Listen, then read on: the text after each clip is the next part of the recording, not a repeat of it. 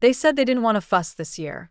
Let's keep Christmas small, my daughter-in-law said over the phone, her voice bright but tight, like wrapping paper pulled too hard. Just immediate family. Simple. I remember pausing, thinking I was still part of that phrase, immediate family. I'd baked them into casseroles and cradled them in hospital waiting rooms. I was immediate when they needed last-minute babysitting. Immediate when the car broke down and rent was due. But now, it was as if I'd become something extra. Like tinsel. Nice, but not necessary. Still, I nodded. I said I understood. I always do. But I also bought the gifts. Small ones, personal. A flannel shirt for James, his favorite shade of green. A book of botanical illustrations for Ellie, because she once said she wanted to press flowers like I used to. For Lily, my granddaughter, a bracelet with a tiny gold heart that matched the one I wear. So we always feel close, I had written on the tag. I wrapped them myself. Ribbons curled, tags handwritten, my shaky fingers folding crisp corners just right. I placed them in a canvas tote bag and set it by the door a week before Christmas Eve, ready in case they changed their minds. Ready in case I was wrong. The bag stayed there. On the 23rd, I called. Just to check. Just to hear their voices. James picked up, distracted, distant. Hey Mom, sorry, in the middle of something. Everything okay? Just wanted to confirm you're still keeping things small? I said. No changes. A pause. Then, yeah. Still just us. We might go up to Tahoe for the night. Ellie needs a break. Of course, I said. You should.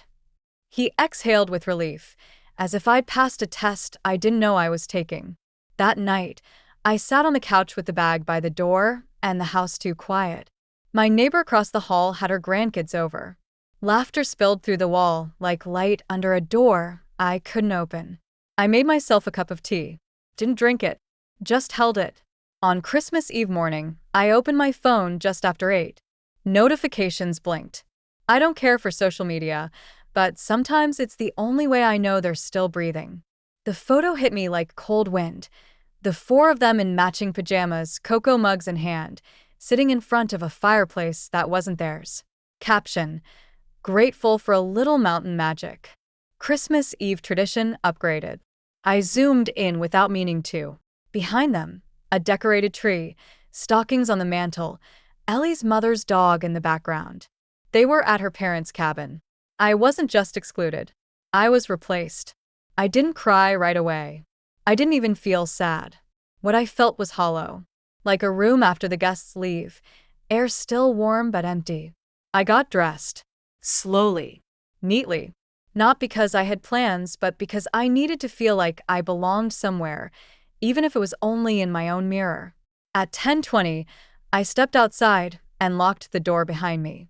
I didn't take the tote bag. I left it sitting there, like a question no one answered. The streets were quieter than usual, a soft hush from the snow that had started falling during the night. I walked past rows of brick houses with wreaths on the doors, candles in the windows, laughter muffled by thick glass. I kept walking. I didn't know where I was going, only that I needed to move. The bus stop was empty except for a woman feeding pigeons. She looked up as I approached, then back down. We didn't speak. The bus came late. I got on. No plan. No destination. I just didn't want to be in a house where love used to live. We passed through neighborhoods I hadn't seen in years. The city's edges, worn and crumbling but honest. When I saw the sign, Union Central Station, I rang the bell. I had no ticket. No luggage. Just my purse and my coat, and the ache I carried like a second skin. Inside, the station buzzed with quiet energy. People waiting. Departing. Arriving. No one looking for me. I found a bench under a stained glass window, sat down, and watched people be claimed. Hugs, kisses, shouts of joy. It was a parade I wasn't part of. And then I heard it. A small voice. Grandma? I turned too fast, heart racing.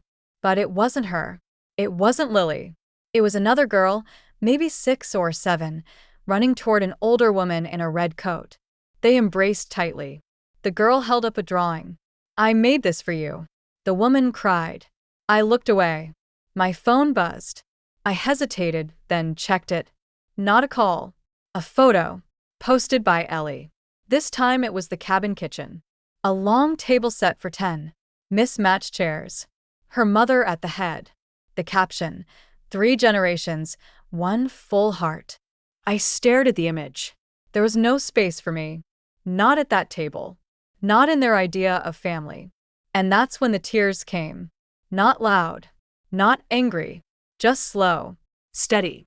Like the snow falling outside the station doors. A woman sat beside me quietly, maybe my age, maybe older. She didn't ask if I was okay. She just offered a tissue from her coat pocket. I took it. "Thanks," I whispered. She nodded. No one should spend Christmas on a bench. I didn't plan to. They usually don't. We sat in silence a long while. When she left, she patted my hand. "Wherever you're headed, make sure it's somewhere that wants you." I watched her disappear into the crowd. I didn't know what I was doing, but I stood up. And for the first time in a long while, I didn't wait for someone else to tell me where to go. I started walking. Before we continue, take a quick moment to let me know where you're watching from the comments. I'd love to see how many parts of the world this wonderful community has reached. And don't forget to hit like and subscribe to more stories like this one. I walked until my feet ached, until the corners of the city I hadn't visited in years began to feel strangely familiar. Like returning to a house you used to live in and remembering where the creaky stair is before your foot finds it. Just past the station, tucked between a pawn shop and a laundromat with flickering lights, I saw it. A faded brick building with a rusted green awning and a crooked sign overhead. The Avondale Inn. The E in Avondale was hanging by a thread. It wasn't the kind of place people booked for Christmas vacations. But it was open. That was enough. Inside, the air smelled like lemon cleaner and old carpet. A small TV buzzed behind the front desk, showing a local news anchor in a Santa hat reporting on holiday traffic. The man behind the desk looked up with tired eyes. He didn't smile, just blinked and said, "Need a room?" "Yes," I replied, then hesitated. "Just for tonight." He slid a laminated sheet toward me with prices and rules printed in blocky font. "We got heat. Continental breakfast. No noise after 10. I won't be a problem. Cash or card?" "Card." I handed it over. My hands were trembling slightly, not from cold, but from something older than that. Something like shame. Like being too old to wander. Too forgotten to matter. He swiped it without comment. Room 6. End of the hall. He dropped a small brass key onto the counter. Not a card, not a code. An actual key. It felt like something from another decade. I took it and nodded. "Thanks." The hallway was dim, the kind of lighting that blurs the edges of things. My shoes stuck slightly to the worn linoleum. Someone had taped a paper snowflake to the fire extinguisher case. The tape was peeling. Room 6 was indeed at the end. I unlocked the door and stepped inside. It smelled like old air and lavender cleaner. The bedspread was a pattern of maroon swirls that didn't match anything else in the room. The heater wheezed in the corner but worked. A chipped mug sat on the nightstand with a packet of generic chamomile tea beside it. I closed the door, sat on the bed, and exhaled. I didn't cry again. Not yet. I just sat there, coat still on, purse still in my lap, like I didn't trust the room to hold me. Eventually, I stood, removed my shoes, and made the tea. The mug felt warm against my palms. I carried it to the window and looked out. The snow had slowed, just flurries now, drifting sideways in the wind. Cars passed below, headlights catching on puddles. I could see a group of teenagers in Santa hats laughing as they walked by the laundromat. I thought about calling someone. Anyone. But my phone was still in my purse.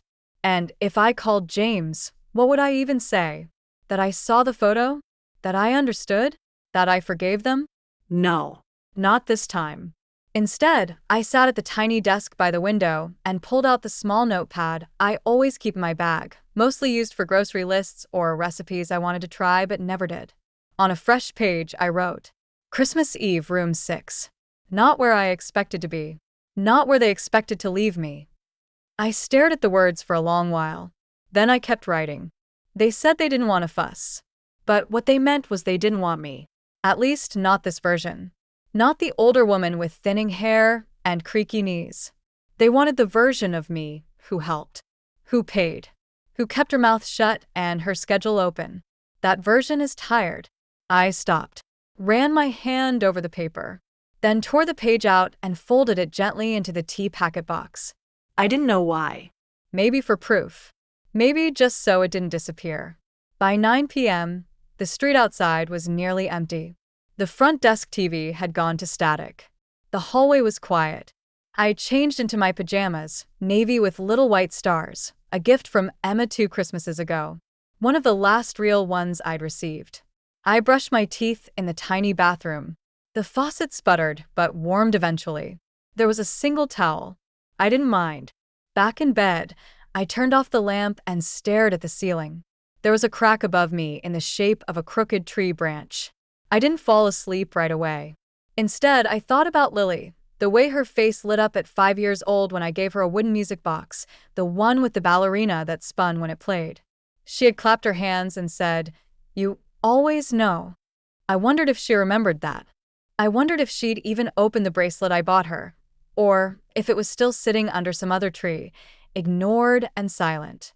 I wondered, most of all, when I had become so easy to set aside. Around 11:30 p.m., I heard it. Singing. From somewhere outside, faint but clear. Silent night, holy night. A group of carolers. Not many, maybe 4 or 5. Their voices gentle, just off-key enough to be real. I sat up, went to the window. They were across the street, in front of the laundromat, bundled in scarves, one holding a lantern. A little boy clapped when they finished, and someone handed him a candy cane. They didn't see me. No one looked up. But still, I stood there, bathed in their music. Not singing, just listening, letting it settle in the hollow parts of me. I didn't feel better, but I felt alive. And sometimes, that's enough. The sun rose behind a wall of clouds, casting a gray wash across the thin curtains in room 6. I hadn't slept deeply, not with the heater sputtering, the streetlight flickering through the blinds, and my thoughts crackling like loose wires. But I was awake, and I was still here. The complimentary breakfast was laid out in the narrow lobby, a tray of cellophane-wrapped muffins, a carafe of coffee that smelled like scorched paper, and a bowl of single-serve cereal cups with a spoon taped to the side. A man in a parka nodded at me as I entered. He had one glove off and was scrolling through his phone with the other hand, his coffee untouched. "Merry Christmas," I said softly. He didn't look up. "Yeah." I poured myself a cup of the bitter coffee and took a blueberry muffin, though I wasn't hungry. I sat at the small table near the window and watched the street begin to stir. Cars slid cautiously on the slushy pavement. A bus sighed to a stop. A woman hurried by in red boots, her coat unzipped against the wind. Across the street, a diner blinked to life. A neon sign flickered on in the window. Breakfast served all day. Something tugged at me then, not hunger, exactly. More like the need to be somewhere I wasn't invisible. I finished half the muffin, folded the rest in a napkin, and left the coffee behind. I checked out with the man behind the desk, who didn't look up from his Sudoku. "Merry Christmas," I said again. He grunted. "You too." Outside, the cold bit at my cheeks, but it felt cleaner than the stale heat inside. The air smelled like snow and distant wood smoke. I crossed the street and pushed open the diner door. A little bell jingled overhead. Inside, it was warm, bright, and smelled like bacon and syrup. Vinyl booths lined the walls, and Christmas music played from a dusty speaker in the corner. A waitress in her 50s with streaked red hair and holiday earrings looked up and smiled. "Merry Christmas, hon," she said. "1 or 2? Just 1. Sit wherever. We're slow today." I slid into a booth by the window. The table was clean but worn, its edges soft from years of elbows and coffee cups. I unwrapped my scarf and set my purse beside me. My hands were still cold, so I cupped them around the menu, though I already knew I wanted something warm. Something real. The waitress returned with a mug and a pot. "Coffee, please." She poured, then tapped the menu. We've got a holiday special: eggs, hash browns, toast, and either bacon or sausage. Comes with pancakes. That sounds like a lot. She grinned. Christmas calories don't count. I smiled. I'll take it. Bacon or sausage? Bacon. Crispy, if possible. You got it. She disappeared into the back. I watched a man outside try to scrape ice from his windshield with a grocery rewards card. A little girl in the back seat clapped as snowflakes landed on the window. I reached into my purse and pulled out my phone. For the first time since yesterday morning, I turned it on. A flood of notifications appeared. For missed calls from James. One from Ellie. 2 texts from Lily. I opened Lily's first. Merry Christmas, Grandma. We miss you. I wish you were here. I wore the scarf you knit me. I hope you got my card. I stared at the message until my vision blurred. The card.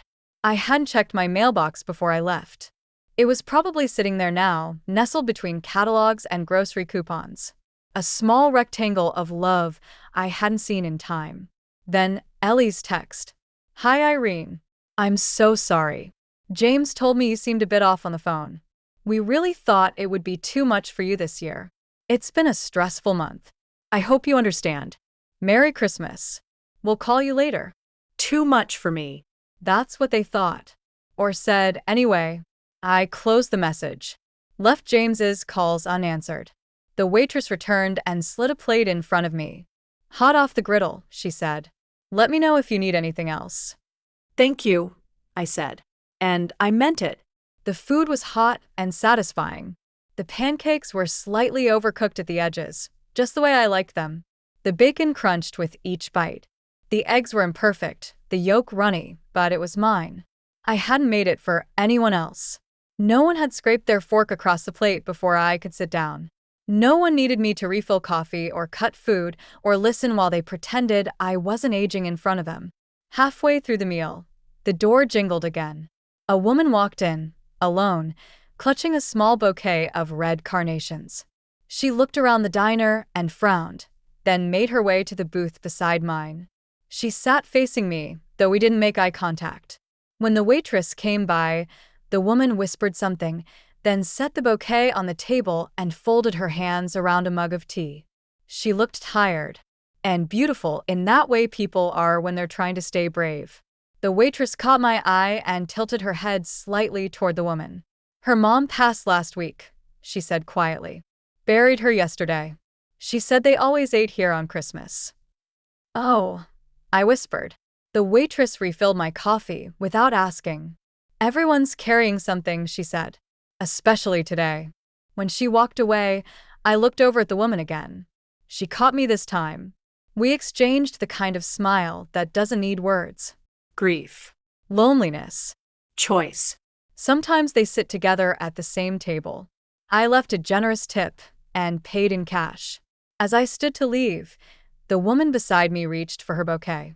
There for the empty seat, she said softly. The one she used to fill. I nodded. Mine's still full. But they stopped sitting in it. Her eyes softened. That's worse in a way. Yes, I said. It is. Outside, the snow had started again light, lazy flakes drifting through the gray morning. I didn't know where I was going next. But I knew I wasn't going home. Not yet. I didn't go home. Not because I couldn't, but because something inside me wasn't ready to return to the place where I had waited. Where the bag still sat by the door like a dog that had never been walked. Instead, I wandered. Past shuttered bookstores with dusty displays of holiday sales. Past a church with a hand-painted sign that read, "All are welcome, except the cold." That made me laugh. A dry, humorless laugh that stayed in my chest longer than it should have. I ended up at the city park, the one with the old bandstand and the duck pond that always froze too early in the season. The benches were slick with frost, but I found one where the sun touched just enough to melt a spot. I sat there for a long time, hands in my coat pockets, breath puffing out in little ghosts. Across the pond, a child in a green coat was throwing breadcrumbs onto the ice. There's no ducks this time of year. I wanted to tell him, but he kept tossing, hopeful. I admired that. At some point, I pull my phone out again, not to check for more messages, but to delete them. I scrolled past Ellie's "Too much for you," past James's missed calls, even past Lily's sweet words. I didn't delete that one though. Just archived it, like a photograph I wasn't ready to frame, but couldn't throw away either. Then I opened my contacts list. My finger hovered over names I hadn't seen in years. Old bridge partners. Neighbors who'd moved to Florida. A woman named Gloria who used to work with me at the library and had once invited me to a Christmas potluck if you're not busy. I never went. I should have. I found her number and called. Hello. Her voice was exactly the same. A little raspy, always surprised. Gloria, I said. It's Irene. Irene Beck. A pause. Then, Irene? Wait. My Irene. I smiled. If you mean the one who used to sneak cinnamon rolls into the break room, then yes. She laughed, and it landed like a warm hand on my back. Well, I'll be damned. It's been, what, 10 years? 11, I said. Too long. I hesitated, then said, I'm in town, just passing through. I thought of you. Irene, she said slowly, I think of you every Christmas. You remember that ugly mug you gave me with the candy canes and the googly eyes? I laughed. Of course. I still have it. My grandkid says it's cursed. I told her it's sacred. That made me laugh harder than I had in weeks. Come over, she said. You don't even have to knock. The spare key's still under the owl statue. I don't want to impose. You already are calling me out of nowhere. So now you have to finish the job. Come. Stay for lunch. I hesitated again, but only for a moment. All right, I said. I'll bring pie. From a bakery? No. The real kind. She gasped. You still bake? Only when it matters. When we hung up, I felt the strange fizz of anticipation, not dread, not duty, just the quiet hum of being wanted, even if only for a couple hours and an old story. I took the bus to the bakery near the edge of the neighborhood where I raised James. I hadn't been there in years. The awning had faded, and the bell above the door had a new jingle to it, but the smell? Oh, the smell was the same. Yeast and cinnamon and sugar melting into dough. There was a long line. A blessing, really. It gave me time to think. When I reached the counter, I ordered 2 pies, apple and pecan. The girl at the register rang me up, then bagged them gently, like they were antiques. As I waited, I glanced over and saw a corkboard on the wall. Flyers. Lost pets. Babysitter ads. A business card that read "Mobile Notary. We come to you." I didn't take that one. Not yet. But my eyes stopped on a small pink card with block letters. Community Stitchers, Mondays and Thursdays. No fee. Bring your hands, we'll bring the thread. Beginners welcome. I tore off the tab with the phone number, folded it twice, and slid it into my coat pocket. It wasn't a commitment. Just a maybe. Just not nothing. Gloria's house hadn't changed. The white siding, the cracked front step, the ceramic owl statue by the door, still with one eye chipped. The key was exactly where she said it would be. Inside, the warmth smelled like rosemary and wood polish. Gloria called from the kitchen. Come in, come in. I've got soup on. I hope you still eat like a human and not like one of those kale people. I brought pie. Oh, now I really don't have to be polite. She appeared in the doorway, hair short and white now, body slower, face lined, but her eyes sparkled like they always had. Well, she said and opened her arms. Get over here. I stepped into her embrace. It was real, not out of guilt or history, just affection, just memory, just now. We sat at her table, an old oak thing covered in placemats, shaped like pine cones. She ladled out soup thick with lentils and sausage, the kind of meal made by someone who knows how to feed, not just hunger, but something deeper. We talked for hours. About books. About her daughter's divorce. About how the post office had stopped delivering mail on time. And eventually about James. I always thought you were too soft with him, she said gently. I thought softness was love. Sometimes it is. Sometimes it's what keeps them from learning how to carry their own weight. I nodded. I didn't argue. There was no fight in me. Not today. Just truth. Before I left, she handed me a small envelope. "What's this?" She shrugged. "Just something I wrote years ago, when my husband passed. I read it when I feel like a ghost in my own life." I didn't open it. Just pressed it to my chest. "Come back anytime," she said, hugging me again. "Next time, bring that famous banana bread." I smiled. "Next time." Outside, the air was colder, but I felt warm. The kind of warmth that comes not from being rescued, but from remembering I still had a key, even if it didn't open their door anymore. I didn't go straight home after leaving Gloria's. Instead, I walked. Past houses trimmed in white lights and red bows. Past snowmen beginning to wilt from the sun's slow return. I wasn't in a hurry, not anymore. It's funny, when you stop waiting for someone else to pull you into their story, you realize how wide your own story can be. By the time I reached my street, dusk had fallen. My breath fogged in front of me, each exhale a quiet offering to the cold. The porch light I'd left on was still glowing. So was the bag. Still sitting there. Canvas slumped to one side, ribbons dulled, tags still dangling with the names of people who never asked if I'd be alone. I unlocked the door and stepped inside. The house greeted me like an old friend. Not with noise, not with fanfare, just stillness. The kind that says, "You belong here, whether or not anyone else does." I hung up my coat, slipped off my boots, and carried the bag to the kitchen. I set it on the table and opened it slowly. Not to remove the gifts, just to look. The green flannel shirt folded tight. The botanical book with its gold-trimmed pages. The bracelet, still in its velvet pouch. I stared at them for a while. Each one chosen with care. Each one wrapped with hope. I had imagined their faces as they opened them, smiles, soft thanks, a photo maybe. A moment. Proof that I was remembered. But they never opened them. And now, I wasn't sure I wanted them to. I placed the shirt in the hall closet. Maybe it would fit the neighbor's son who always helped shovel the walk. The book, I wrapped again, new paper, new tag, to the library's community shelf. For the next flower lover. I'd drop it off next time I passed by. As for the bracelet, I held it in my palm a long while, feeling its tiny weight.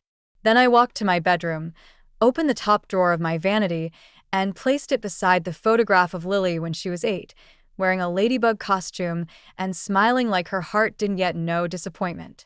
I'd decide what to do with it later. That night, I lit a candle. Not for them. For me. A quiet ceremony to mark the end of something unspoken. And the beginning of something else. The next morning, I woke early before the sun, before the ache in my knees could talk me out of moving. I pulled a notebook from my drawer. The same one I'd carried into the diner. The same one with the words I wrote in room 6.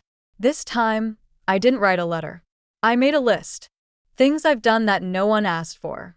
Paid James's hospital bill when his appendix burst. Drove Ellie to her mother's chemotherapy appointments when she was too anxious to drive. Babysat Lily on my anniversary so they could have a weekend away. Sent grocery money when they were between jobs. Mailed care packages every winter, even when they never said thank you. Said yes every time they said, "Can you?" Even when I was tired, even when I had plans. I stopped after 15 items. Not because the list was done, but because I wasn't angry. Just finished. On the next page, I started a new list. Things I can do now. Go to Community Stitchers on Monday. Call the notary from the bakery wall. Update my will. Visit Gloria again. Make banana bread for me, not them. Plant bulbs in the spring, just for the color. Try watercolor again. That last one surprised me. I hadn't painted in decades. But as I wrote it, I could almost smell the old tin of paints I used to keep beneath the sink. I tore out the page, taped it to the fridge. My list. No permission needed. I made a simple breakfast, toast and soft eggs, the yolk just how I like it, and ate at the table with the radio playing in the background. A jazz station. Nothing festive. Just quiet instruments that didn't ask anything of me. At 10:04 a.m., my phone rang. James. Again. I let it buzz until it stopped. Then the voicemail came. Mom, please call me. Ellie's upset. We thought you were okay with things this year. We didn't mean for you to feel left out. Lily's been asking where you are. Can we talk? Just call me. Please. No apology. Just confusion and pressure and the soft insistence that my discomfort was inconvenient. I didn't call back. Instead, I got dressed, brushed my hair, chose the red scarf I hadn't worn in years, the one that always felt a little too bold. Not today. Today, I wanted to be seen. I walked to the community center. It was quiet, but the doors were open. A woman behind the counter looked up with a smile. She wore thick glasses and a sweatshirt that said, "Thread Therapy." "Can I help you?" "I saw a flyer at the bakery," I said. "About stitchers." "Oh, that's us. Mondays and Thursdays." "You sewing or mending?" "Neither yet," I said. "But I have hands. I can learn." She grinned. "That's all we need." She handed me a clipboard. I filled out my name, checked a box that said beginner, and when she asked if I wanted to leave an emergency contact, I paused. Then I wrote, Emma Wexler, granddaughter, nursing student. Reliable. Kind. I slid the clipboard back. The woman nodded. "We meet in the back room. Come by Thursday if you like." "I will." And I meant it. When I left, I didn't feel different. Not entirely, but I felt something shift. A door, not the one they closed, but one I didn't know was mine, had cracked open. And this time I had the key. The next day began like any other. I made tea. I folded laundry. I swept the back porch just to feel the cold on my cheeks. The poinsettia I bought a week ago had begun to lean toward the kitchen window. Red leaves curled at the edges, still beautiful, still reaching for light. I understood that kind of reaching. At noon, I sat by the window with my notebook and a pair of old scissors, trimming coupons out of habit. I wasn't cutting them for savings, just for the quiet rhythm of it, the little rituals that keep a person anchored. That's when the knock came. 3 soft raps. Not the mail carrier. Not the neighbor. I stood slowly, already knowing. When I opened the door, James was standing there. Hands in his coat pockets. Shoulders hunched. Face tight in a way I hadn't seen since he was a boy and caught in a lie he couldn't quite explain. "Hi, Mom." I didn't answer. I simply stepped aside and let him in. He looked around as he entered. The way people do when they haven't been somewhere in too long and don't want to admit they forgot what it looks like. "Still smells like cinnamon in here," he said. I didn't reply. He sat at the kitchen table, not in his usual chair, the one closest to the window, but in the one across from mine. Like he didn't want to presume. I joined him. The silence stretched. Then he cleared his throat. "We were worried." I nodded. "Lily asked about you. I saw her message. She was really hurt you didn't respond." I looked at him. "Were you?" He blinked. "Of course." "Because I didn't answer, or because I stopped playing my part?" He shifted. "What part?" "The part where I accept whatever scraps I'm given and pretend they're a feast." "Mom, you invited me, told me it wouldn't be the same without me, and then you forgot I existed. And now you want to pretend it was a misunderstanding." "It was." No. "It wasn't." He fell quiet. I let the silence grow heavy between us. I wanted it to stretch, to press against the places in him that had never been forced to feel consequence. "You could have called," he said finally. "I did. From the airport. I left a message. I waited. You didn't come." His mouth opened. Closed. "We thought you changed your mind," he said. "You're not always predictable lately." "I've aged, not disappeared." He winced. Then, "Ellie said you seemed off on the phone. That maybe it would have been too much for you this year. The noise, the travel. She was trying to be kind." No. "She was trying to be convenient." He looked away. "This isn't fair. It's not fair that you posted a photo of a full house when I was standing in an airport with a pie dish in my bag." His face flushed. "We didn't mean to hurt you." I took a breath. Measured. Cool. "But you did. And now you're here not because you realized it on your own, but because I stopped chasing you for the apology." I came because I care. No. You came because the silence made you uncomfortable. He blinked. I watched it land. The weight of it. This isn't like you, he said, softer now. No, I said. This is like me now. We sat for a long moment. Then I reached for the manila folder on the table. I had placed it there after breakfast. I hadn't planned to show it to him, but now I felt the need. I slid it across. He looked at it, hesitated, opened it. Inside, copies of bank statements, canceled automatic transfers, a note from my attorney revoking his access to my accounts, a letter confirming the establishment of a trust, Emma as sole beneficiary. He read each page slowly. Then he looked up. What is this? It's my answer. His voice cracked. You cut me off? I drew a boundary. You're disinheriting me? I'm protecting what I've built from people who treat it, and me, as disposable. He stood suddenly. Too fast. The chair scraped back. I can't believe this, he said. After everything I've done. I looked at him calm. And everything I did, James? All the help? All the times I showed up? Did that not count? He didn't answer. I raised you with everything I had. I never asked for much. Just to be treated like I mattered. I never said you didn't matter. No. You just acted like it. He turned away, facing the sink, the same place he stood the year his appendix burst, and I made him a broth at 2 a.m. with trembling hands and no sleep. Is there anything I can say? He asked quietly. I stood, too. Yes, I said. You can say thank you. He turned around, his eyes glassy now. Thank you, he whispered, for everything. I nodded. And you can leave now. He looked stunned. What? This is not a performance. There's no act two. You're not here to change the script. You're here because I finally stopped pretending this play wasn't hurting me. He opened his mouth, closed it, then nodded. Slowly. He picked up the folder, placed it back on the table. I'll tell Lily you said hi, he offered. No, I said. You'll tell her the truth. That I was there. That you weren't. He nodded again. Okay. Then he left. No hug. No promises. Just the door closing with a soft click. I stood at the table, watching the empty chair. Then I sat back down, picked up my tea, sipped it slowly. It had gone cold, but it still tasted like resolve. It was late when the message came. I'd spent the afternoon in the living room, the curtains pulled back, the old record player humming softly as I reorganized my books. I'd placed the red scarf back on its hook by the door and tucked my folded laundry into drawers that finally made sense again.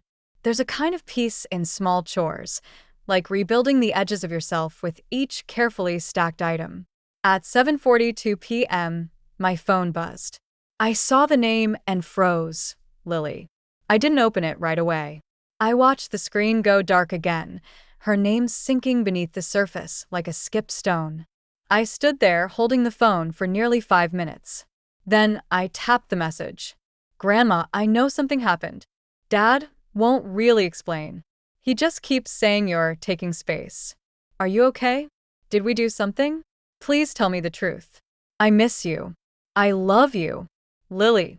It was like being handed a match while standing over your own ashes. The part of me that had grown quiet since the airport stirred. Slowly, like light behind a curtain. I didn't reply right away. I didn't want to react. I wanted to respond. With care, with intention. I sat at the kitchen table, pulled out my notebook, and began to write, not to her, but to myself.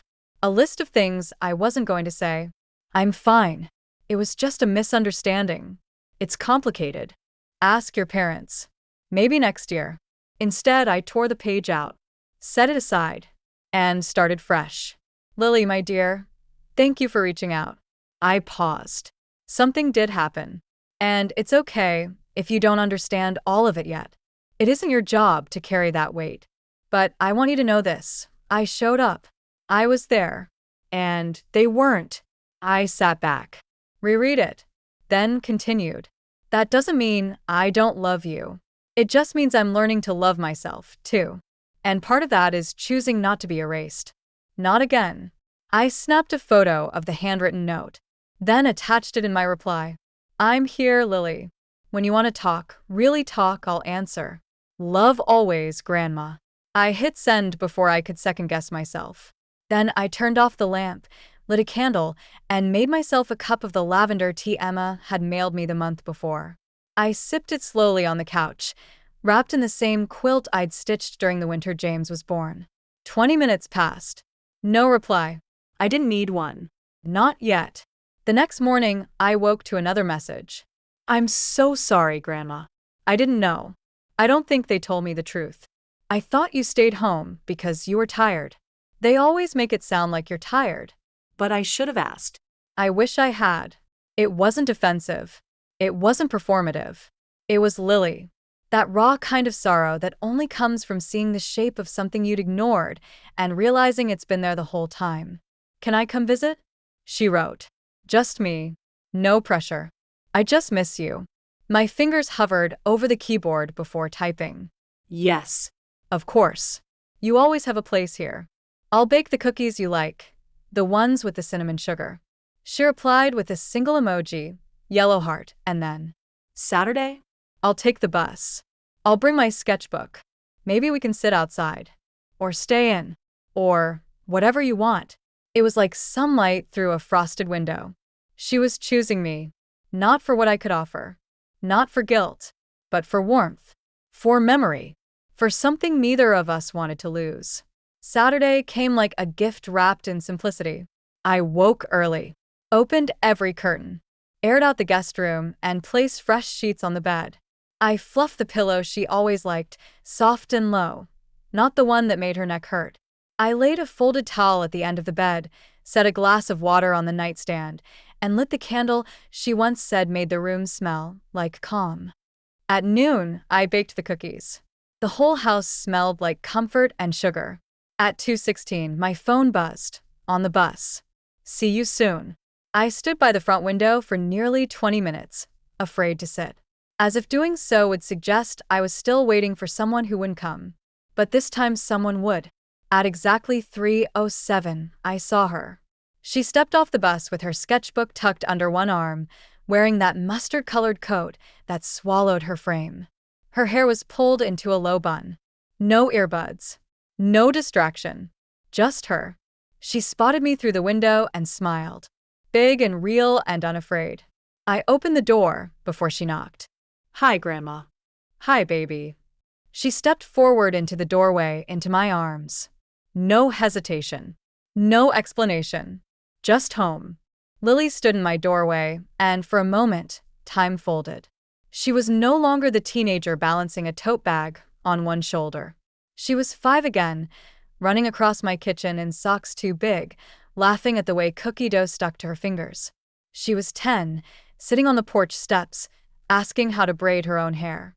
She was 15, humming quietly as she flipped through my old vinyl collection, pretending not to notice when I cried during Nat King Cole. And now here she was. Taller. Wiser, but still mine. She stepped inside, and I closed the door gently behind her. She smelled like pine needles and cold air. I brought tea, she said, pulling a small brown box from her bag. It's one of those loose leaf blends. You'll probably hate it. I'll probably love it, I said and meant it. She smiled, wide and genuine, and set her things down by the couch like she'd never stopped doing it. We didn't speak right away. Not about that day. Not about the airport. Not about her parents. We spoke about the weather. About how her train was late because someone brought a cat on board without a carrier. About her new art professor, who kept forgetting everyone's names and calling them by fruit types instead. I was papaya for 2 weeks, she said. Could have been worse. One poor guy was called cantaloupe until midterms. I laughed harder than I expected to. She looked at me sideways. You're different. I raised an eyebrow. Good different. Real different, she said. Like you're not tiptoeing anymore. I stirred the tea slowly. I'm not. I've spent years folding myself into corners, trying to take up less room in spaces where I gave everything I had. She was quiet, absorbing it. Then she reached for one of the cinnamon cookies on the plate between us. Took a bite. Let the sugar sit on her tongue. These still taste like childhood, she said softly. We sat in the living room for hours. She curled up on the couch with her legs tucked under her, sketching loosely in her book. I sat in my chair by the window, flipping through a magazine I hadn't touched in months. The record player hummed in the background, Ella Fitzgerald's voice dancing across the air like silk thread. Outside, the light began to change. That late afternoon gold that softens everything it touches. Lily glanced up from her sketchbook. I always feel like I can breathe here. I looked at her. You never stopped being welcome. She paused, then set the sketchbook aside. Grandma, her voice was tentative. Why didn't you say anything sooner? When they started forgetting? Or choosing not to see you? I looked down at my tea. Because I thought if I said something, it would prove them right. That I was difficult. That I was fragile. That I couldn't just be grateful for the crumbs. She frowned. I didn't want to be the bitter mother-in-law, the needy grandma. So I stayed quiet. I baked the pies. Sent the checks. Said yes when I wanted to ask why. Lily reached across the small table between us and placed her hand over mine. You didn't deserve that, she said. And in her voice, there was no pity, just truth. I'm sorry I didn't notice sooner, she added. I was a kid, but I still should have seen it. You were exactly who you were meant to be, I said. Sweet. Curious. Busy growing. She swallowed hard. I saw the bracelet, she whispered. Mom almost didn't let me open it. Said you probably didn't want to give it out if you weren't there. I argued. Said it had my name on it. She got annoyed but relented. I opened it in my room. I didn't breathe. It's beautiful, she said. I've been wearing it every day. I smiled, a deep warmth spreading through my chest. I'm glad it found its way to you, I said. Even if the hands that gave it weren't there to see it. She hesitated, then said, I think they're trying to control the story. To make it seem like you overreacted. That it was a scheduling mix-up. That you're just sensitive. I nodded. That's what people say when they don't want to look at the damage they caused. She looked me in the eyes then. I know what happened, and I won't let them pretend it didn't. It wasn't defiance. It wasn't dramatics. It was loyalty. And that mattered more than any holiday table, more than any overdue apology. That evening, we made pasta together, just the two of us. She chopped garlic with clumsy grace. I stirred sauce and added a splash of wine without measuring. We moved easily around each other. No performance. No tension. Just generations cooking in the kitchen again. We ate by candlelight, not because it was fancy, but because we liked how the shadows danced. Afterward, she played me a new song she'd written on her phone. Just her and a guitar in a dorm room, voice a little shaky but rich with heart. When it finished, I clapped softly. You're getting better, I said. Thanks, she said. I write better when I'm not pretending. Later, she showered and came back into the living room in her pajamas, wrapped in one of my old shawls. She sat beside me on the couch and rested her head on my shoulder like she used to. I love you, Grandma, she said. I didn't say it back right away. I wanted to let it land. I love you too, Lily. Not for who I hoped you'd become, but for exactly who you are. She smiled into the wool of my shawl. That night, I stood in her doorway after she'd gone to bed, just watching her sleep. The bracelet glinted faintly on her wrist. And I thought, this is what legacy really looks like. Not the money, not the trust fund, not the paperwork, but someone who sees you, stays with you, and doesn't rewrite the story to make themselves comfortable. Lily left Sunday morning just after 9. She hugged me twice before stepping onto the bus, her oversized coat flapping slightly in the wind. I handed her a paper bag with leftover pasta, a folded scarf I'd knit last winter, and a slip of paper with a handwritten recipe for the cinnamon cookies. She pressed her forehead to mine before boarding. Thank you for still being here, she whispered. I always was, I said, even when they tried to make me invisible. Then she boarded. The bus pulled away slowly, tires hissing against the slush, and I stood on the sidewalk until the taillights disappeared around the bend. The quiet that returned to the house wasn't heavy. It was earned. The kind of silence that follows truth, not abandonment. I walked back inside, poured myself tea, and sat with the warmth of her still lingering in the corners of every room. At 11:34 a.m., my phone rang. Ellie. I let it buzz twice before answering. Not out of obligation, but control. Hello. Her voice came through syrupy sweet. Irene, hi. I hope I'm not catching you at a bad time. You are, I said calmly. But go ahead. She paused, clearly thrown. Well, James said you two had a talk. And he's feeling a bit shaken. Which, isn't like him. I said nothing. So, I thought maybe we could clear the air. Clear the air, I repeated, slowly. Or rewrite it? She let out a soft laugh, as though we were discussing mismatched towels instead of abandonment. Of course not, she said. I just think things got blown out of proportion. Ellie, did you know I was at the airport on Thanksgiving? Silence. Yes or no? Another beat. Then, we didn't expect you to actually come. There it was, like a dropped dish finally cracking on the floor. I RSVP'd, I said. I sent a flight confirmation. I packed gifts. I called from the gate. She exhaled. We thought you'd realize it was too much. We didn't want to guilt you. The cabin was chaotic. James thought it would be easier. Easier for you, I said. Not for me. Irene, she started, her voice shifting, hardening. No, I cut in. You've been rewriting my story for years. Painting me as fragile, emotional, convenient when it suits you.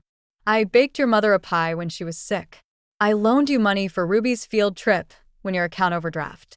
I covered your copay for that surgery you never even thanked me for. I didn't realize. Exactly, I said. You didn't realize. Because you never had to. There was a long silence on the line. I imagined her, standing in her spotless kitchen, Bluetooth in ear, one hand still stirring a pot she'd planned to photograph for social media. Perfect wife. Thoughtful mother. Misunderstood daughter-in-law. I just think Lily's too young to get caught up in adult dynamics, she finally said. She's not caught in anything. She showed up. That's all I ever wanted from any of you. Ellie sighed, the martyrdom creeping back in. We just want to move past this. You mean skip over it? We're family. No, I said, my voice calm but steel-lined. We're relatives. That's not the same thing. There was real silence after that. No clicking tongue. No shallow sigh. Just her breathing, sharp and clipped. Have you told her? She asked suddenly. Told who? Lily. About the trust. The inheritance. The changes. No. I didn't need to. She didn't ask what she was getting. She's young. She might not understand what this will do, how it will affect everything. She understands one thing, I said. Who showed up when it mattered. Who left me standing alone. Who offered real love versus curated inclusion. Her tone shifted again, clipped, calculated. You're punishing us. I'm protecting myself. There's a difference. She laughed bitterly. You always had a flair for dramatics. And you always had a talent for minimizing women you couldn't control. That stopped her. Cold. I'm not angry, I added. I'm simply no longer willing to make myself smaller so others can be comfortable. Irene, she said, and this time the edge in her voice was sharpened. James is still your son. I know, but I am no longer his safety net. She paused again. What happens now? I took a deep breath. Now, you carry your own weight. You tell your own child the truth. You face what you did. And you? I take up the space I've earned. Another long silence. Then she said, with that quiet venom I'd heard before, this won't look good. In whose mirror? I asked. She didn't answer. Instead, she hung up. I stared at the phone for a moment, then set it face down on the counter. Not out of anger, but because the conversation had ended long before the dial tone. I walked into the kitchen and made myself another cup of tea. The light outside had begun to shift, that soft late winter haze that makes everything look like memory. I sipped slowly, each swallow a quiet reclaiming. They could call it stubborn. They could call it cruel. But I knew the truth. They weren't upset because I'd changed the story. They were upset because I had finally started writing my own. It was the kind of cold that made your bones whisper when you stepped outside. Thin sun overhead, the sky bleached pale, wind sharp enough to wake regrets you thought you'd buried. I wore the navy cardigan, the one I bought before Thanksgiving, the one that still smelled faintly of lemon oil and courage. By 8:45 a.m., I was standing outside Mr. Altman's office, a folder tucked beneath my arm, the wool of my gloves worn smooth at the fingertips. I didn't knock when I stepped in. I didn't have to. The secretary looked up from her keyboard and smiled. "He's expecting you, Mrs. Beck."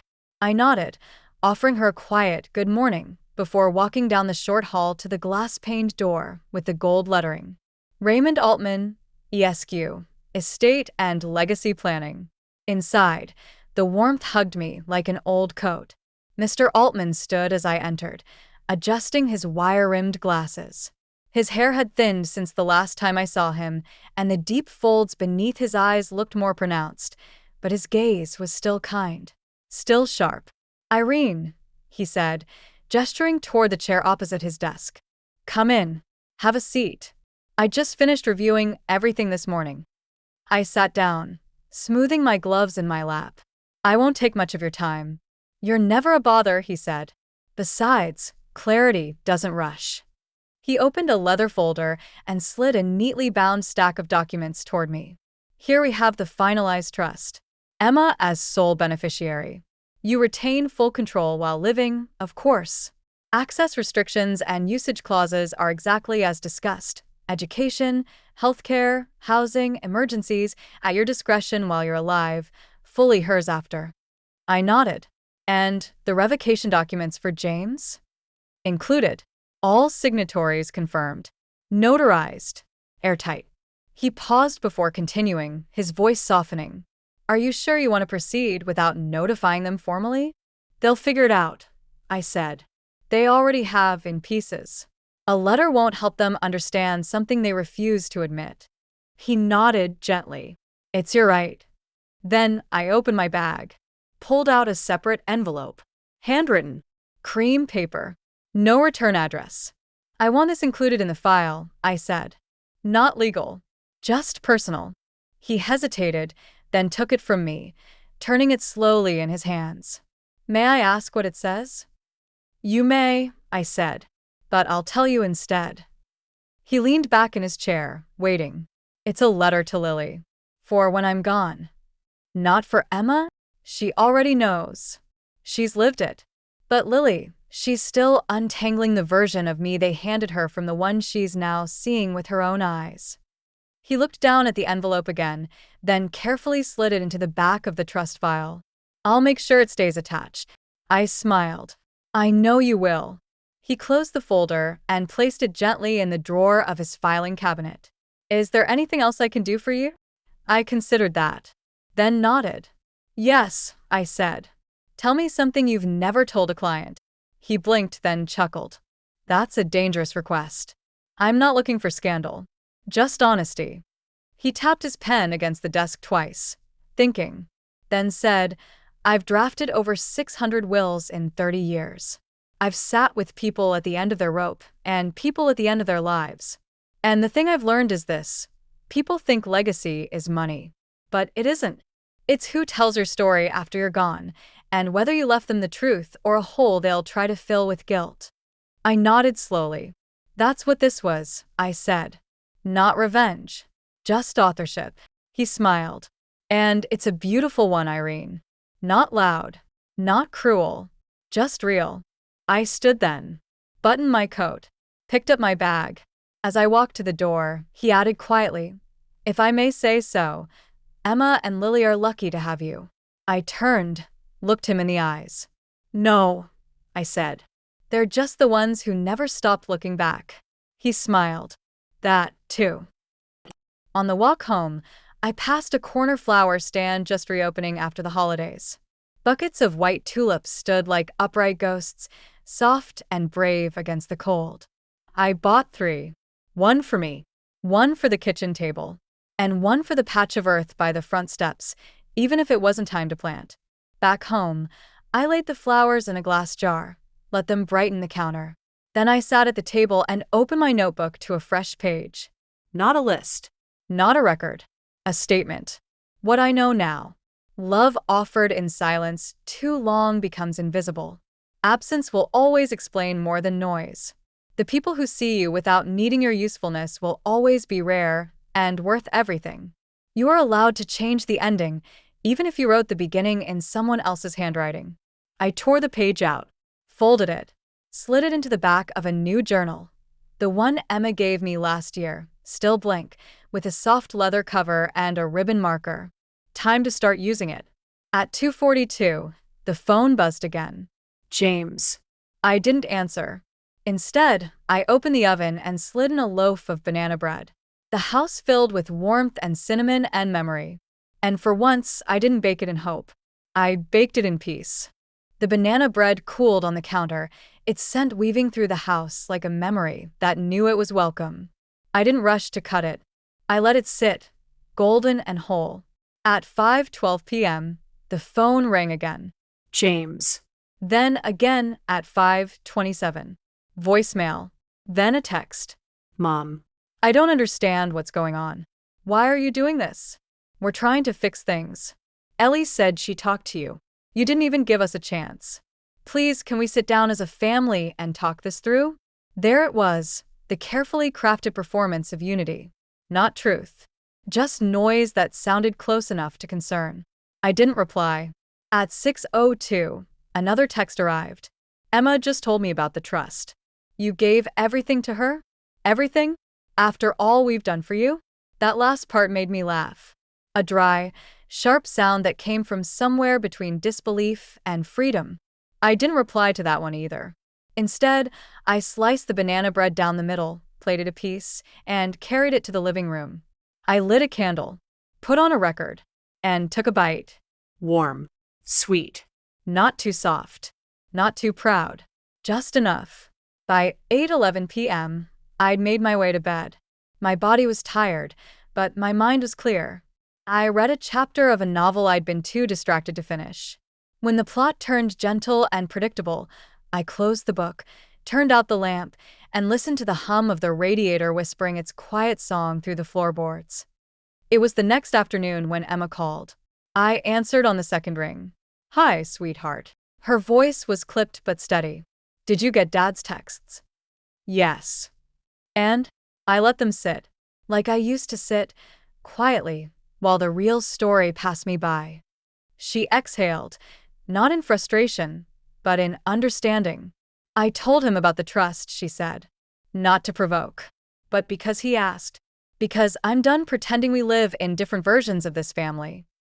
I sat straighter. And what did he say? That I was being manipulated. That you were sick. That grief made you ungrateful.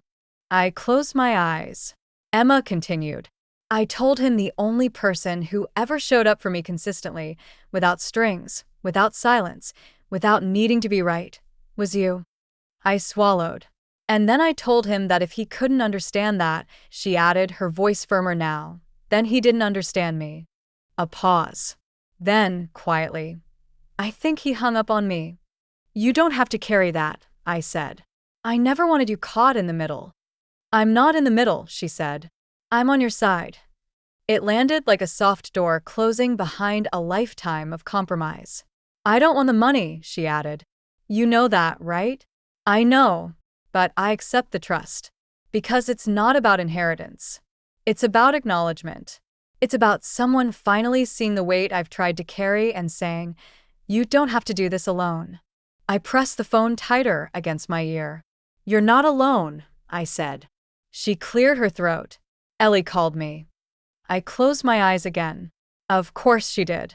She said you're not in your right mind. That this is retaliation dressed up as reinvention. I chuckled. That's almost poetic. I told her this isn't revenge, Emma said. It's authorship. My heart swelled. You used the word. Of course I did. You gave it to me. A long silence passed between us. But this one wasn't hollow. It was full. Whole. The kind of silence that only exists between people who no longer need to translate their love. Then Emma said, "Grandma?" "Yes, baby. I'm thinking of moving closer." The words hung there, gentle and wild. "Closer?" "There's a hospital in your city, looking for new hires. I'm finishing my certification in May.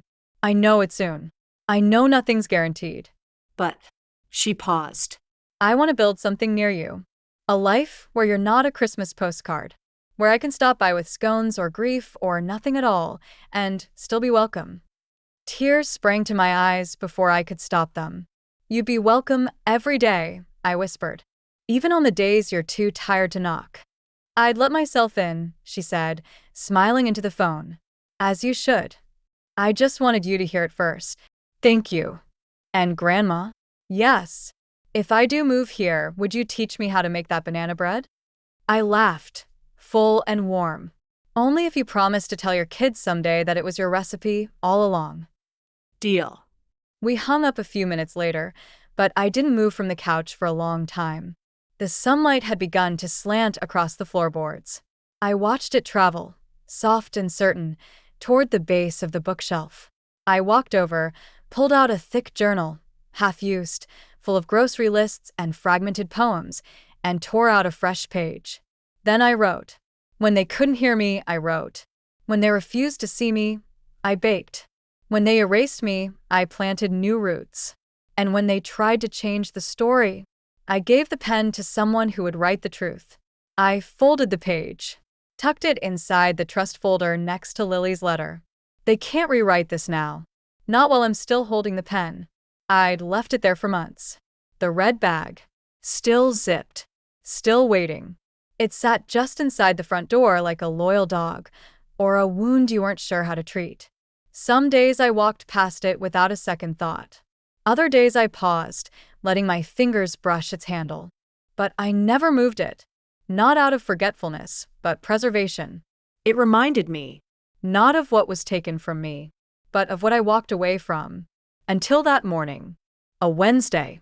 Cold and bright. The sun stretching across the floor in long golden ribbons. I'd just finished my tea when I passed the bag again and stopped. I crouched down slowly, knees creaking in quiet protest, and placed my hand on the top flap. Time to unpack it. Not for use. For release. I carried it into the living room and set it on the ottoman. The zipper gave way with a faint sigh. Inside, the pieces of a plan they never received. I pulled out the cardigan I'd intended to wear, soft blue, still folded.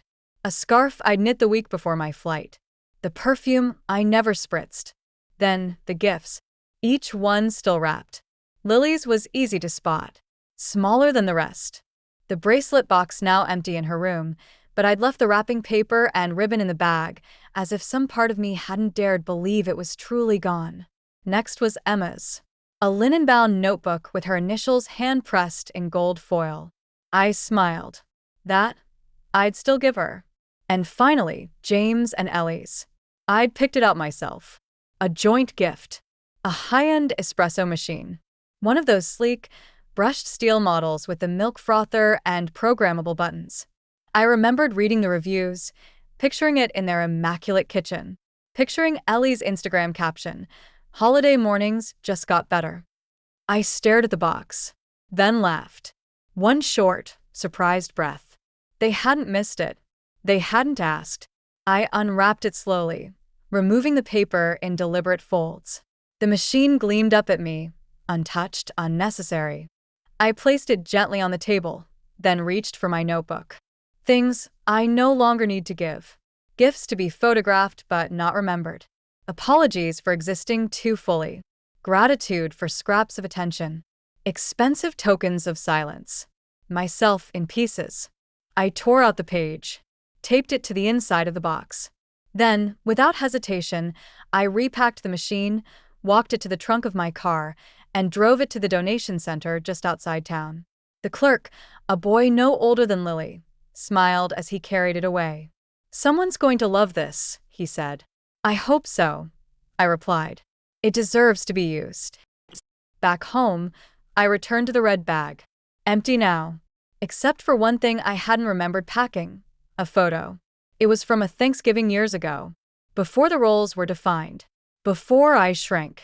James was sitting on the floor with baby Lily in his lap, and I was in the background, half-cropped, mid-laugh, holding a tray of deviled eggs. I stared at it, then turned it over. On the back, in my handwriting, Thanksgiving, 2009, before I disappeared. I didn't remember writing that, but I believed it. Still holding the photo, I walked to the fireplace and knelt, lit a match. The flames caught quickly. I held the image above the fire for a moment, long enough to say goodbye, then dropped it in. It curled and darkened, my laughter turning to smoke. Not out of anger, out of closure. Some stories you don't have to keep proof of to remember. I returned the red bag to the hallway, zipped it shut again. Only now it was light, empty but whole. I placed it on the top shelf of the coat closet. Not gone, but no longer needed. That afternoon, I made a small dinner. Nothing extravagant, just roasted vegetables and rice. I set the table for one, then changed my mind. I added a second plate, not because I expected anyone, but because I was making room. Room for possibility. For Lily. For Emma. For whoever chose to walk in honestly. I lit a candle, played Ella Fitzgerald, ate slowly. Halfway through the meal, the doorbell rang. I froze, then stood. When I opened it, no one was there. But at the base of the porch steps was a small box, wrapped in brown paper, tied with twine. A sprig of rosemary tucked beneath the knot. A note was taped to the front, for the person who finally gave themselves permission. E. Emma. I smiled, brought the package inside. Inside the box, a single teacup, hand-thrown, glazed in soft blue, rimmed in gold. And, beneath it, another note. For your second cup. You don't have to drink alone anymore. The cup sat beside my notebook for 3 days before I used it. Not because I was saving it.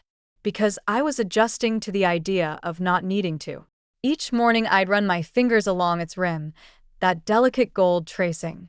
I'd lift it, weigh its warmth in my palm, then return it to the table. It was strange how something so simple could feel so symbolic. The day I finally filled it, I poured 2 cups. One for me, one for the second place, setting I'd stopped removing. I no longer ate for one. I lived in the possibility of 2. On the 4th morning, my phone rang. Unknown number. I answered anyway. A man's voice, clipped, professional. Mrs. Beck? This is Nathan from Sterling and Nash. I'm James Beck's financial advisor. I said nothing, letting the silence breathe. He continued. I'm calling to clarify some trust-related documents that have caused some confusion on our end. James believed he was listed as a co-beneficiary under your estate, specifically the investment portfolio tied to the house and secondary assets. Believed? I echoed. Past tense. Yes, well, upon recent review, he was surprised to discover the amendments. I'm not. A pause. He cleared his throat. He's asked that I request a copy of the updated documents for clarification and perhaps reconciliation of intent. I allowed a full 5 seconds of silence, then said, tell James the documents were prepared in full accordance with legal procedure and with intent made clearer than it ever was in his parenting. The man stammered, clearly unprepared for tone over tact. And Mrs. Beck, I'm only relaying. Then relay this, I said. My will is no longer a favor. It's a reflection. Tell him to reread it, not revise it. I hung up. 10 minutes later, a message from James. Mom. What are you doing? This isn't who you are. I stared at the words for a long time, and then I wrote back. Correction, this is who I am. You just never asked. Later that day, I heard from Ellie. A voicemail, carefully worded, lightly rehearsed. Hi, Irene. I know this has all gotten a little complicated. I just wanted to reach out directly and say we never meant to hurt you. Honestly, Thanksgiving was a mess for everyone. Things fell through the cracks. We were all overwhelmed. I'm sure you understand. I'd really love for us to start fresh. For Lily's sake, if nothing else. She looks up to you. Maybe we can all get together soon? Talk through things like adults? Anyway, just think about it. We love you. There it was. The pivot. From denial to damage control. They were no longer dismissing me. They were recalculating. Because when a woman like me stays silent, they assume submission. But when she starts speaking, in estate documents, in firm boundaries, in who she shows up for, then her silence becomes dangerous. That's when they panic. Not because I'd left, but because I'd stopped needing to be invited back. 3 days later, Emma visited again. She brought groceries, a scarf she'd found at a thrift store, and a folder of job listings. "I'm really doing this," she said, beaming. "I'm moving. I want you to help me look at apartments." I held her hand across the table. "There's a unit just 2 blocks from here. Upstairs. Big window. Sloped ceiling like your old reading nook." She smiled. "Too perfect." I raised an eyebrow. "Or finally deserved." That evening, she stayed for dinner again. As we cleared the dishes, I asked, "Did you hear from your father?" She nodded. He texted. Asked why I'm so quick to turn my back on family. "What did you say?" "That I'm not turning away. I'm choosing where to stand." I looked at her, proud and achingly aware of how much she carried. "Do you ever feel guilty?" I asked. She paused. "I used to. But then I realized guilt is just grief dressed up like loyalty. And I'd rather grieve what we should have had than keep pretending what we had was healthy." I let that settle between us. Then I said, "They're going to paint their own version. You know that." She nodded. "Let them. I'm not their canvas." The next morning, I received a letter. Thick envelope. No return address. Inside, 2 pages of neat cursive. Ellie. "No, dear Irene. Just. I don't know who you're becoming, but I hardly recognize you. You used to be gentle, supportive. You used to understand what it meant to keep a family together." I stopped reading there. I didn't need to know the rest. Because I knew exactly who I was becoming. Someone who no longer accepted erasure as a form of love. Someone who kept the family together for too long, at the cost of herself. Someone who finally let go of the version they loved and chose the one that could love herself back. That afternoon, I picked up a new journal. On the first page, I wrote, "They will rewrite me when I am gone. So I will write myself now," with ink too permanent to smudge. The knock came just before dusk. 3 slow raps, soft but certain. The kind of knock that didn't demand entry, but hoped for welcome. I looked up from my chair by the window. I hadn't expected anyone. Emma was working a late shift. No deliveries were scheduled. The tea on the side table had only just stopped steaming. When I opened the door, Lily stood there. Wool coat buttoned all the way up. Her hair pinned back into a loose braid. Eyes red, not from crying, but from the kind of tired that lives behind the eyes when you've been thinking too hard for too long. I didn't say anything, just stepped back and held the door open. She walked in quietly, like someone re-entering a room they had once been scolded for leaving. "I was driving back from a friend's place in the city," she said, "and I just found myself taking the old highway. Before I realized it, I was here." I nodded. That tends to happen when the heart knows the route. She slipped off her coat and hung it on the hook like it was still second nature. Then she looked around the living room as if trying to memorize it again, or maybe check to see if anything had changed since December. It hadn't. I poured her tea, without asking. We sat across from one another, the second cup finally used for something other than symbolism. She held the mug with both hands, like she used to when she was little. Always cautious. Always cold-fingered and warm-hearted. "I got your letter," she said softly. "The one in the trust folder." My breath caught. She glanced up. "You knew I'd ask to read it one day." "I did." "It broke me a little," she whispered. "But in the way something needs to break to stop hurting." I nodded. "That's why I wrote it. To stop hurting." A long silence followed. Not the kind filled with tension, but with weight. "I've been thinking about the airport," she said. I met her eyes. "So have I. I keep wondering what would have happened if I hadn't seen the note you left. If I had gone to the cabin like everyone else. Would you have just waited and gone home alone?" "Yes." "And then what?" I didn't answer right away. Then, she asked the question she hadn't come for, but had clearly carried the entire drive. Did you ever think about leaving? For good. I swallowed, the air in my throat catching like a drawer pulled too far. I did, I said finally. Not that day, but many days before it. She sat very still. There were moments, I continued, when I'd wake up in this house and wonder if my presence even echoed in the lives of the people I raised. I'd walk through rooms filled with furniture I bought, photographs I framed, and feel like a guest in my own life. Not because anyone locked the door, but because no one noticed when I left it open.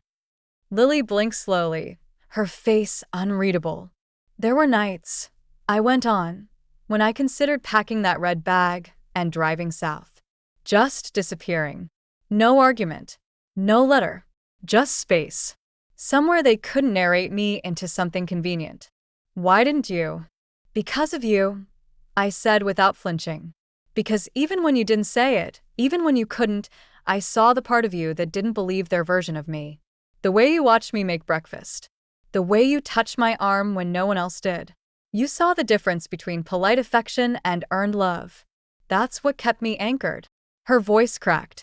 I'm sorry. You have nothing to apologize for. But I let them erase you. For too long.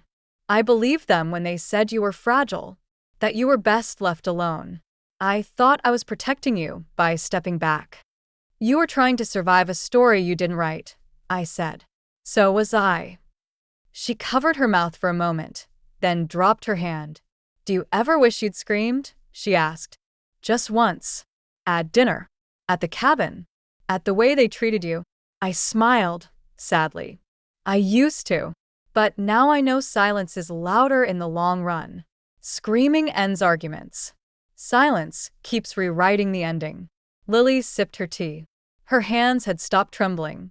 I told Dad I visited you, she said. Last week. I raised an eyebrow. How did that go? He said I was picking sides.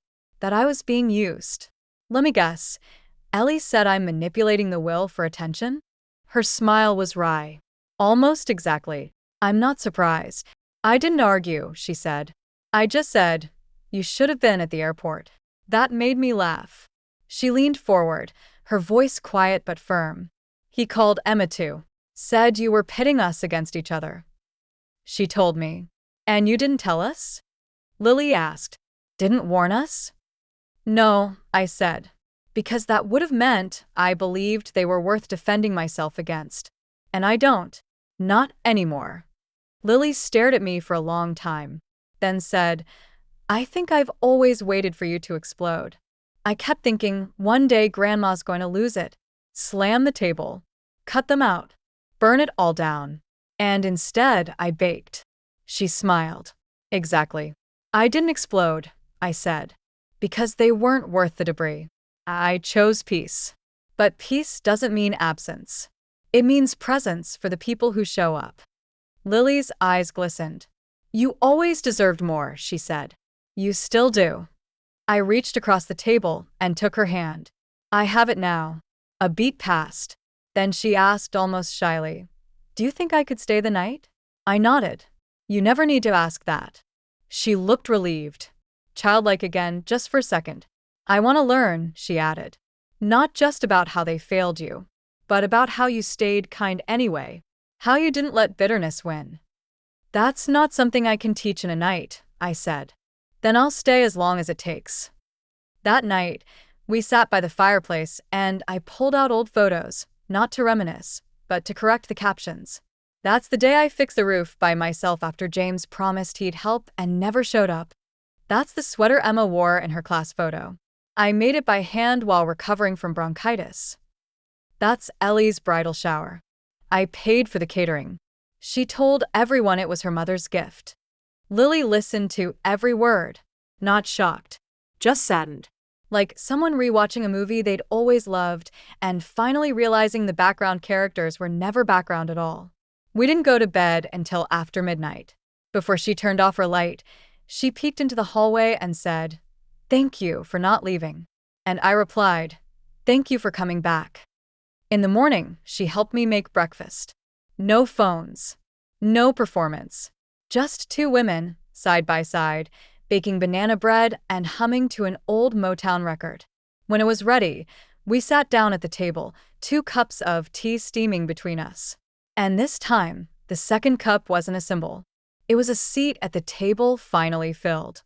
Spring came late that year.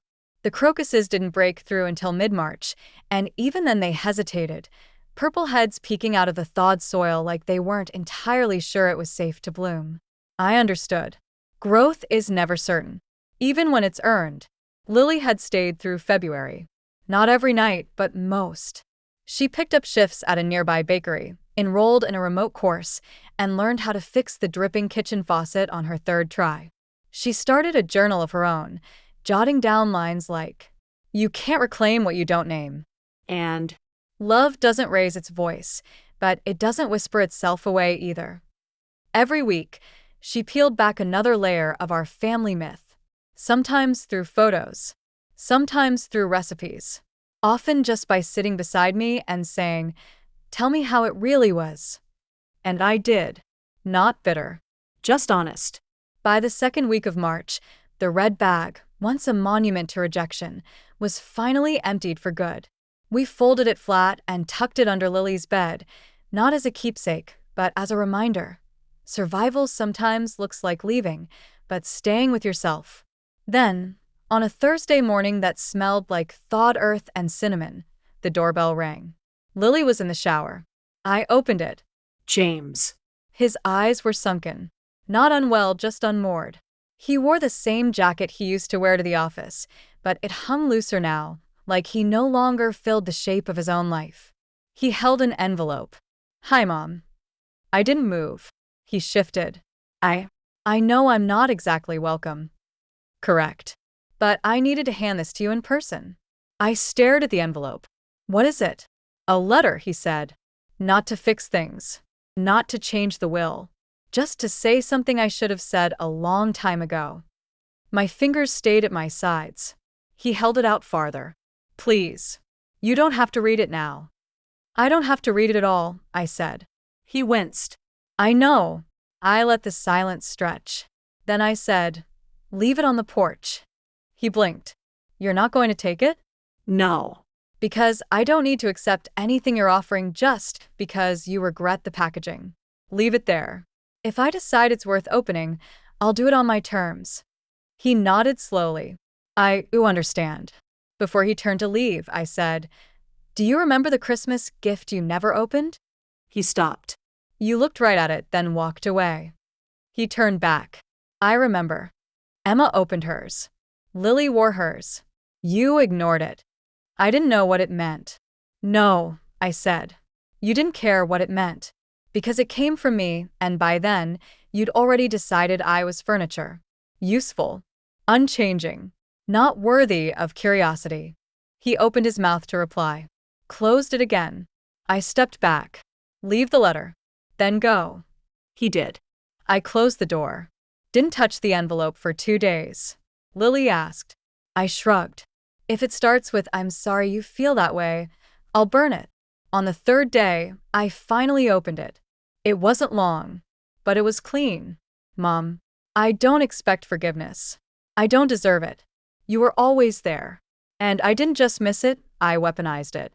Your kindness, your silence, your showing up, even when we gave you every reason not to. I'm not proud of who I was. Or who I let Ellie become while I nodded along." Emma was right. You didn't change. You just stopped shrinking. And maybe that's what scares me. I won't bother you again. I just wanted you to know I see it now. I'm sorry. James. I folded it. Didn't cry. Didn't reply. Just tucked it inside my journal, between the pages that read, "Guilt can't build a home. Love shows up early. Regret always arrives with flowers and a story." Later that week, Emma came over. She brought a tin of lemon cookies and a USB drive. "What's this?" I asked. "It's something we made." We. Me and Lily. I raised an eyebrow. "We've been recording you," she said. I stared. "Not secretly," she added, laughing. "I mean, we wrote things down. We made voice notes. Stories. Recipes. Quotes. Things you've said these last few months. She handed me the drive. We're going to make a podcast, she said. Called The Gift She Opened. I blinked. You're serious? Dead serious, Lily said, coming in from the back porch with sun in her hair and dirt on her knees. The world doesn't have enough stories about women who stayed kind and stopped being small. I covered my mouth, overwhelmed. I don't want to be a symbol, I said. You're not, Emma replied. You're a person who finally chose to live the version of the story where you're not erased. That's worth hearing. That weekend, we held a dinner. Just us three. Candles. Pasta. Jazz on the speakers. Before dessert, I stood and cleared my throat. I want to make one last change. They both sat straighter. I pulled a folder from the side table. The trust papers. I handed them each a new page. I updated the final clause, I said, to reflect a shared legacy. They both looked confused. I'm not giving it all to Emma anymore, I said. Emma blinked. You're not. No, I said, because Lily stayed. And she earned it, not through apology, but through presence. Tears sprang to Lily's eyes. I don't deserve this, she whispered. You do, I said, because you came back and listened, because you didn't try to rewrite the story, you helped me finish it. The night ended with banana bread, 3 forks, and no leftovers. Before they left, Lily hugged me tightly. Emma kissed my cheek and whispered, This version of you? I wish I'd met her sooner. I smiled. She was always here. She just finally stood up. In April, I planted new tulips. The white ones had bloomed, but this time I added orange. Bold. Warm. Unexpected. Just like the story I got to write in the end. Not in anger, not in apology, but in full. On the last page of my journal, I wrote, They thought I'd vanish, but I bloomed. They thought I'd snap, but I bent toward the light. They thought I'd stay silent, but I told the story myself. And this time, they had to listen.